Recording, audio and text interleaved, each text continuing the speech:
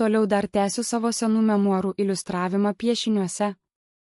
Dabar laikas papasakoti, koks kadaise buvo tas momentas, kada aš gavau 1996 m. lapkričio mėnesio žurnalo Genys numerį.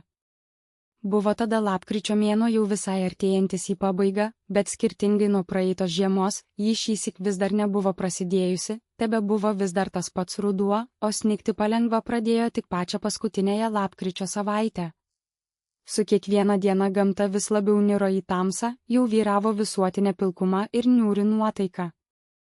Būtent kažkur tą pačią paskutinėje mėnesio savaitę aš tuomet ir gavau šį Genio numerį, ir vėl dėja, tuo metu buvau rimtai susirgęs peršalimo ligomis, gal net ir plaučių uždegimą buvau pasigavęs, tad nebėjau į mokyklą, o tik sėdėjau namie ir gydžiausi.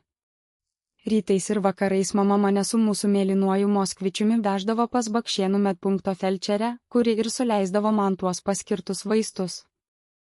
Atsimenu net ir dabar, kaip temdavo vakaras tada vis anksčiau, o patamsyje, kai jau buvo truputį pasnygę, važiuojant pro šalį kaimo keliuku, pro langą taip gražiai atrodydavo tas šviežias sniegas ant ražienų laukuose. Į kelionę būtinai įsidėdavau ir naują Genį.